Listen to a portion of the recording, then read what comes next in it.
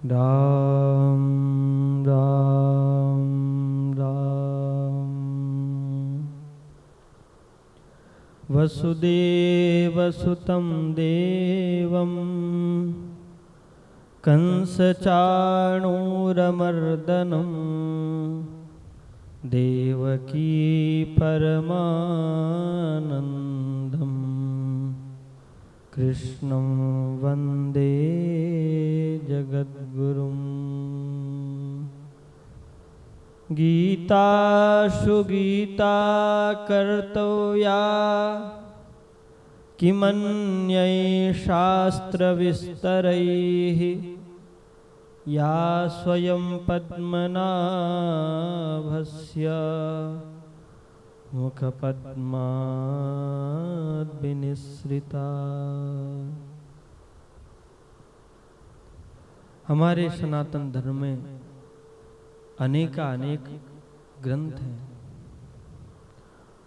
और इन अनेक ग्रंथों में ज्ञान के समुद्र सन्निहित हैं। इसमें इन सारे ग्रंथों में अगाध ज्ञान है और उन ज्ञान का केवल एक ही उद्देश्य है कि हम संसार में जितने प्राणी हैं सब अपने जीवन को सर्वोत्कृष्ट कैसे बनाए, सब अपने जीवन में परम लक्ष्य को कैसे प्राप्त करें और सब अपने परिस्थिति का सदुपयोग कैसे करें। केवल इसी उद्देश्य से सारे ग्रंथों की संरचना हुई है और सारे ग्रंथों में जो अगाध ज्ञान है, इन ज्ञान का भी केवल एक ही उद्देश्य है कि हम अपने जीवन को सर्वोत्कृष्ट कैसे बनाएं। लेकिन वर्तमान परिप्रेक्ष्य में हम लोगों के पास उतना समय नहीं कि हम सारे शास्त्रों को पढ़ें, सारे शास्त्रों को समझें और समझ करके उन शास्त्रों के ज्ञान को अपने हृदय में धारण करके अपने जीवन को उत्कृष्ट बनाएं, अपने जीवन में परम लक्ष्य की प्राप्ति करें। इतना समय हमारे पास है नहीं और उतनी विवेक क्षमता भी, उतनी बुद्धि भी नहीं कि हम अपने बुद्धिमत्ता से इन ज्ञान को समझ पाए।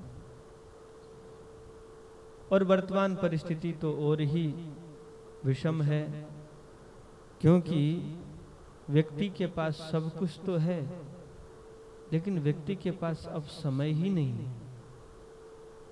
चाहे कोई भी व्यक्ति हो, सब यही कहते हैं कि बहुत व्यस्तता है।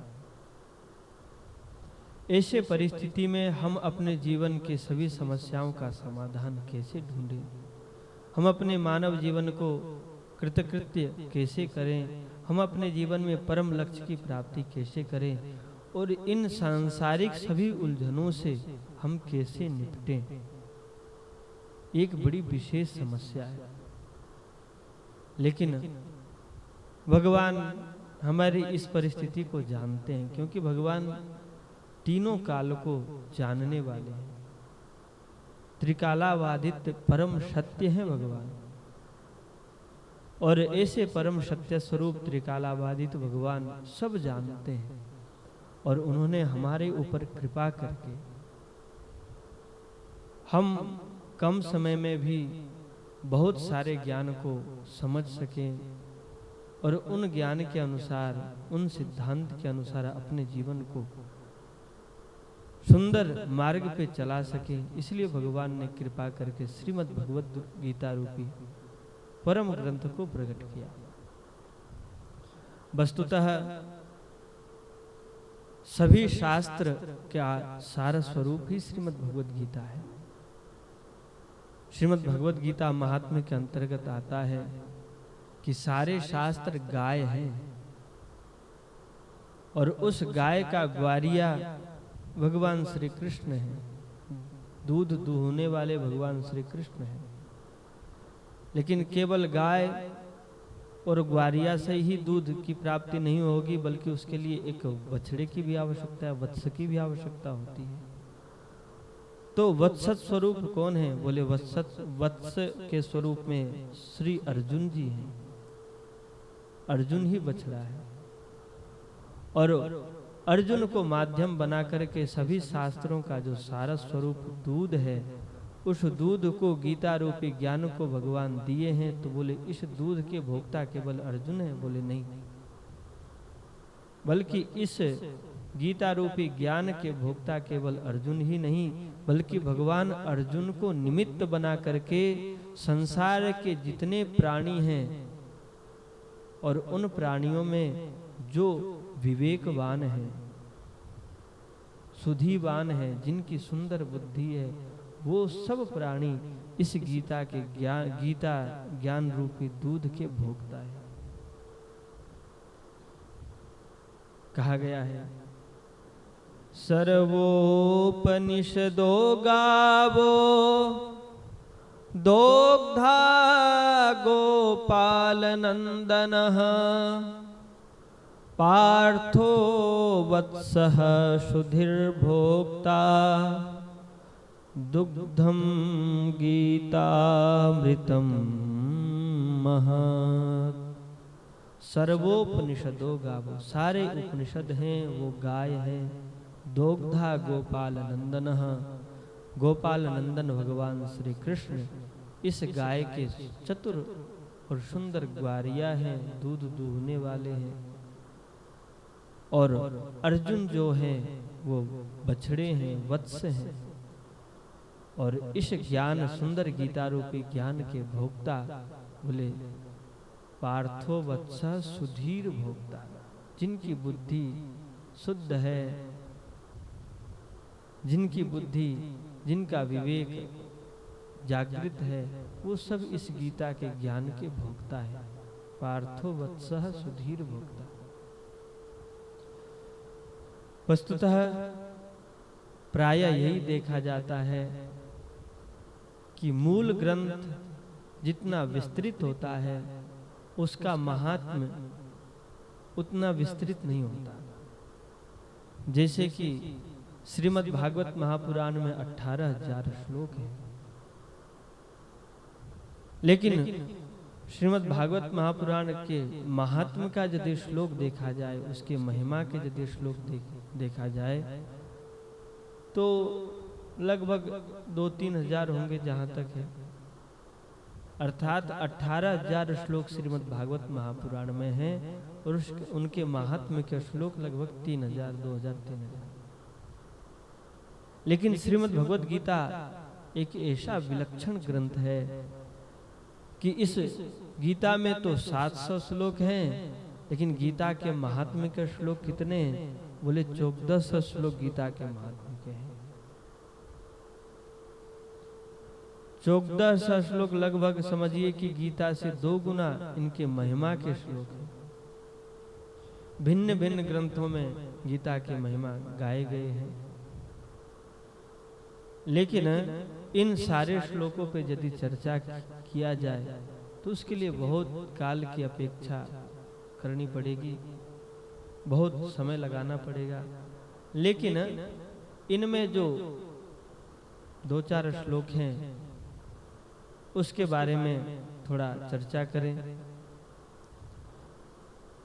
वैष्णवीय तंत्र नाम का एक ग्रंथ है, उस ग्रंथ में गीता की बड़ी अच्छी महिमा गाई गई है, और उसमें भगवान स्वयं अर्जुन को संबोधित करते हुए गीता की महिमा बताते हैं। भगवान कहते हैं अर्जुन से, गीता में हृदयं पार्थ,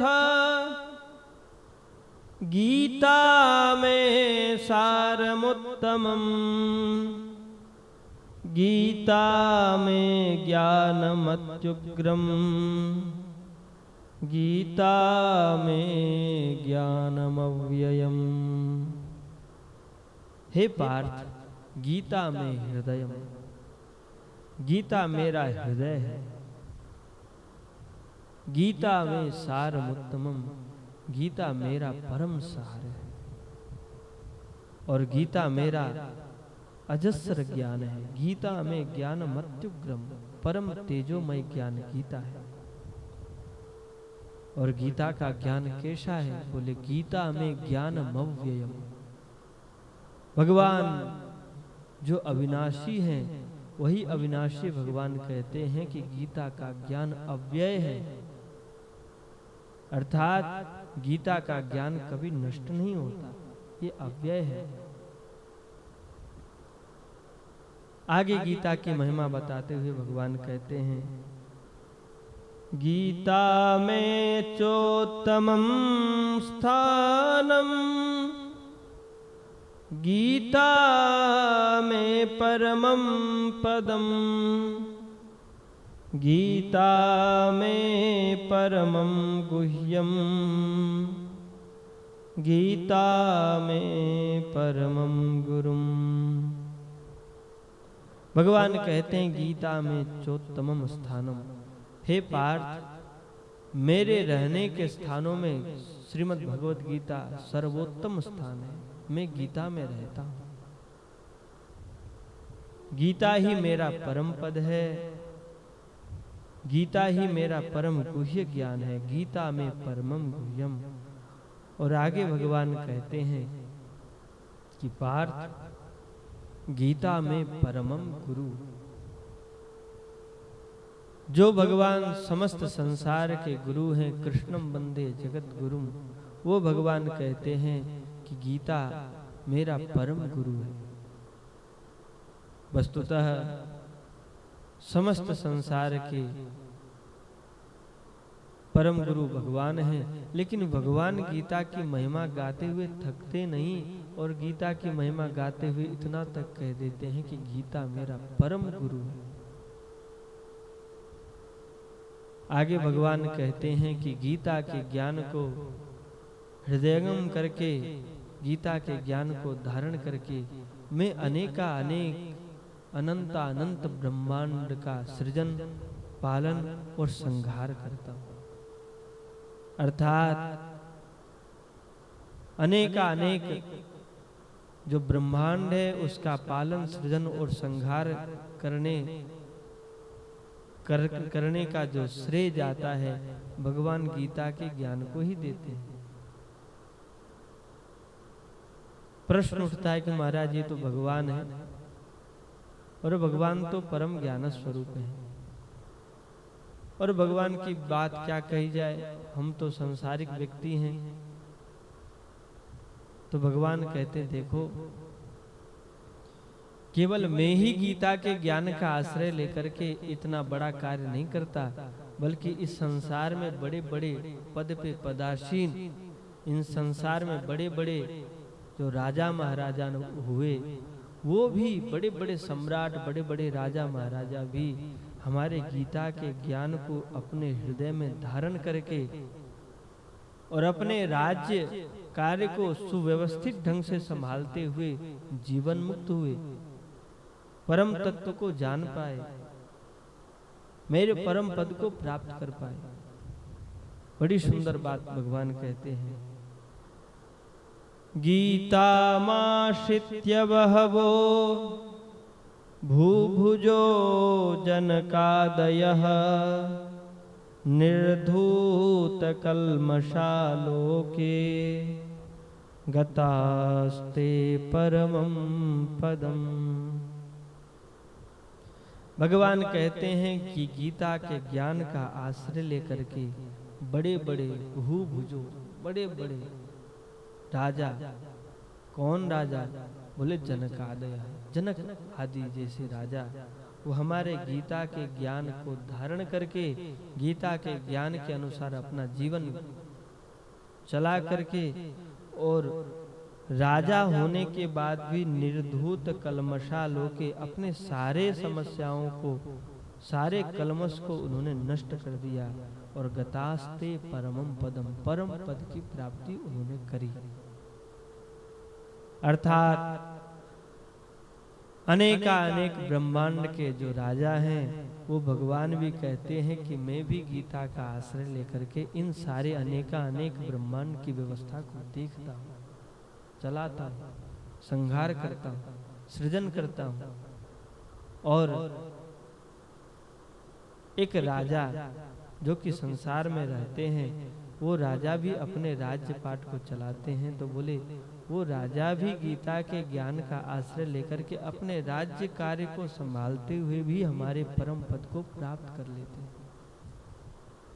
वस्तुतः देखा जाए तो जो व्यक्ति जितना बड़ा होता है उसके पास समस्या भी उतनी बड़ी होती है। हम एक घर के मालिक हैं तो हमारे पास केवल घर की समस्या है।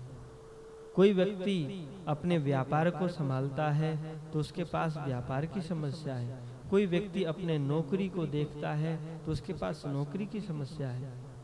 लेकिन कोई यदि राजा है तो राजा के पास केवल एक घर की, एक व्यापार की, एक नौकरी की समस्या नहीं होती, बल्कि उनके पास अनेक समस्याएं आती हैं और बड़ी से बड़ी, कठिन से कठिन समस्या आती हैं। लेकिन भगवान कहते हैं कि गीता के ज्ञान का आश्रय लेकर के इन बड़ी बड़ी समस्याओं का समाधान करते हुए जनक आदि जो राजा हैं वो हमारे परम पद को प्राप्त किए। विचारणीय बात यह है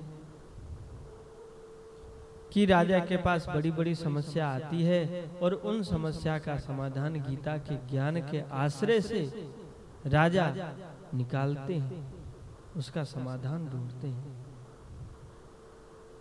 कारण क्या है? कारण ये है कि गीता में जो भगवान उपदेश दिए हैं, समस्त संपूर्ण गीता में कहीं भी ये बात नहीं कही गई है कि व्यक्ति परिस्थिति का परिवर्तन करके समस्या का समाधान ढूंढ सकता है। कहीं नहीं कही गई। चाहे वो राजा हैं, चाहे हम एक सामान्य सांसारिक व्यक्ति हैं, लेकिन सबके पास एक ही बात है कि हम यदि समस्या के परिवर्तन से समस्या का समाधान ढूंढेंगे तो ये संभव नहीं है, बल्कि समस्या के परिवर्तन से समस्या का समाधान नहीं होता, समस्या के सदुपयोग से समस्या का समाधान होता है। इस बात को भगवान गीता में बताते हैं। समस्या चाहे कितनी भी बड़ी हो, लेकिन उसका समाधान श्रीमद् भगवत गीता में है। आप परिकल्पना करें कि भगवान अर्जुन के साथ हैं और भगवान अर्जुन के साथ कोई केवल कुरुक्षेत्र में ही है, ऐसी बात नहीं, बल्कि बाल्यकाल से ही भगवान अर्जुन के साथ में है। बचपन से ही एक दूसरे के संबंधी हैं, तो मिलना होता है, मैत्री है। और अर्जुन के परम मित्र भगवान हैं। मित्र के पास व्यक्ति का बहुत समय व्यतीत होता है, लेकिन इतने समय साथ रहने के बाद भी भगवान श्रीमद् भगवद गीता का उपदेश अर्जुन को युद्ध भूमि में ही दिए। चाहते तो सुंदर राजमहल में बैठ करके उपदेश दे देते, चाहते तो सुंदर कोई उद्यान में, बगीचे में बैठ करके, शांत एकांत वातावरण में बैठ करके श्रीमद् भगवद गीता के ज्ञान का उपदेश दे देते, चाहते तो किसी परम पावन तीर्थ में जाकर के श्रीमद् भगवद गीता के ज्ञान का उपदेश भगवान दे देते। लेकिन भगवान किसी विशेष परिस्थिति का या किसी विशेष स्थान का चयन नहीं किए, बल्कि जीवन का सबसे जो भीषण परिस्थिति है, अर्जुन के पास अपने जीवन का सबसे भीषण परिस्थिति जब उपस्थित हुआ, सामने बड़े बड़े योद्धा खड़े हैं, गुरु द्रोणाचार्य जिन्होंने पुत्र से ज्यादा प्रेम अपने शिष्य पे किया, ऐसे गुरु के ऊपर प्रहार करना है। कृपाचार्य शरी के परम मनीषी के ऊपर प्रहार करना है। पितामह भीष्म जो कि परम करुणामय और अर्जुन के प्रति उनका परम वात्सल्य है, ऐसे पितामह भीष्म के ऊपर प्रहार करना है। ऐसी विषम परिस्थिति है। आप हम परिकल्पना करें कि हमारे जीवन में परिस्थिति विषम तो होती है, लेकिन क्या अर्जुन के पास जितनी विषम परिस्थिति है उसके तुलना में हमारे पास कितनी विषम परिस्थिति है? अगर यदि परसेंटेज निकालें तो अर्जुन के पास विषम परिस्थिति 100% है और हमारे पास जीवन की विषम परिस्थिति होगी तो 1, 2, 5%, इससे ज्यादा नहीं। लेकिन इतने विषम परिस्थिति में भगवान श्रीमद् भगवत गीता का उपदेश दिए। वस्तुतः गीता का उपदेश कोई एकदम धीर गंभीर होकर के नहीं, क्योंकि गीता शब्द का ही अर्थ होता है कि जो गाया जाए प्रसन्नता पूर्वक। और इस विषम परिस्थिति में भी भगवान प्रसन्नता पूर्वक श्रीमद् भगवत गीता को उपदेश दिए। मानिए कि भगवान हमें ये समझाना चाहते हैं कि चाहे परिस्थिति कितनों भी विषम हो, लेकिन उस विषम परिस्थिति में उस विषम परिस्थिति को हम प्रसन्नता पूर्वक उस परिस्थिति के परिवर्तन को न सोच करके, बल्कि उस परिस्थिति के सदुपयोग को देखते हुए, उस परिस्थिति का सदुपयोग करते हुए हम समस्या का समाधान निकालें। हम समस्या से भगे नहीं, बल्कि हम समस्या को तपस्या में परिणत करके और परम लक्ष्य की तरफ बढ़ें। इसी बात को साक्ष्य में रखते हुए भगवान अर्जुन को श्रीमद् भगवत गीता का उपदेश दिए। और वस्तुतः अर्जुन के माध्यम से, केवल अर्जुन को ही नहीं बल्कि अर्जुन के माध्यम से हम जितने प्राणी हैं सबको भगवान श्रीमद् भगवत गीता का सुंदर उपदेश दिए। अर्जुन द्वापर के भक्त हैं, लेकिन कलिकाल में भी बहुत बड़े बड़े भक्त हुए जो कि गीता के ज्ञान का आश्रय लेकर के परम तत्व को प्राप्त किए। सभी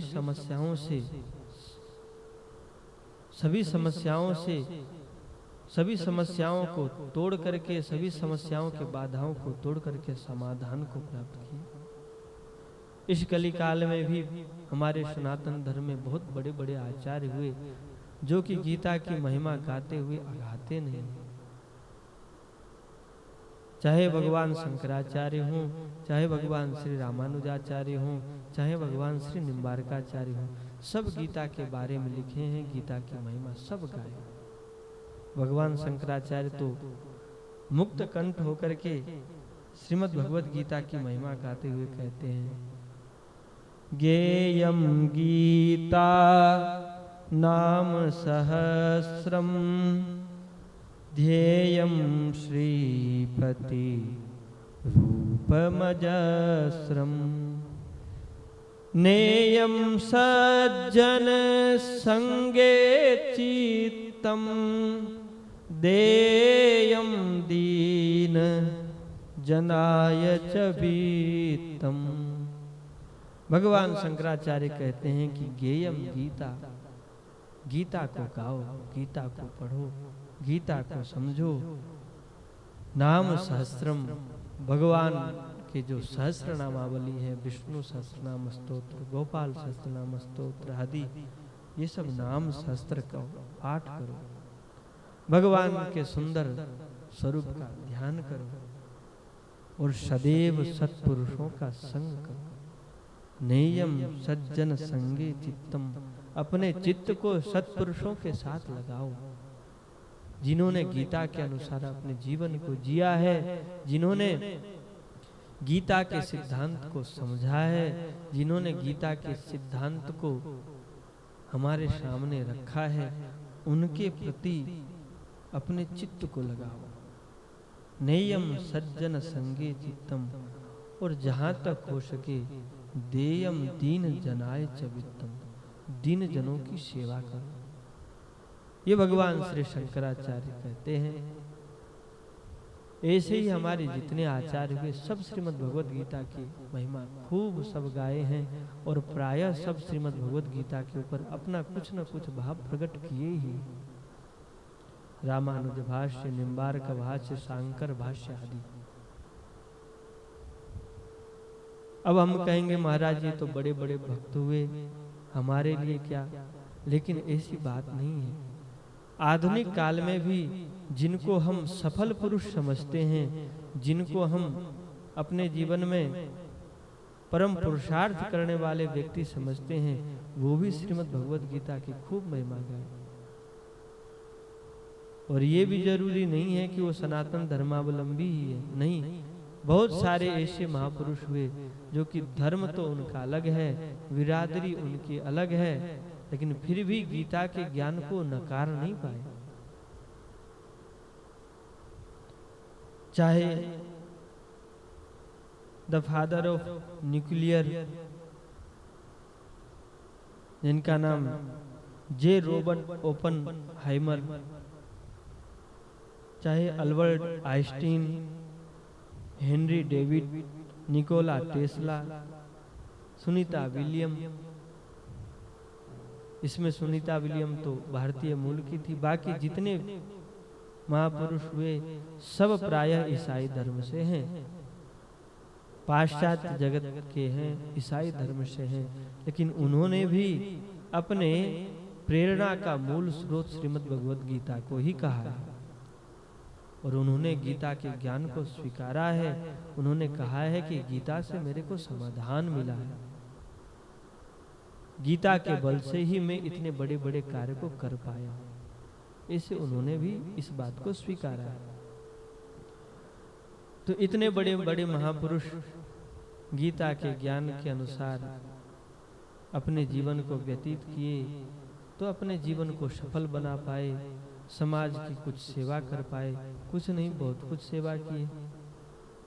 हम भी यदि अपने जीवन को उत्कृष्ट बनाना चाहते हैं, हम भी यदि चाहते हैं कि हमारे जीवन में सभी समस्या का समाधान हो, हम भी अपने जीवन को सर्वोत्कृष्ट बनाएं, हम भी उस परम लक्ष्य को प्राप्त करें, परम शांति को प्राप्त करें, तो हमें भी श्रीमद् भगवद गीता का आश्रय लेना ही चाहिए।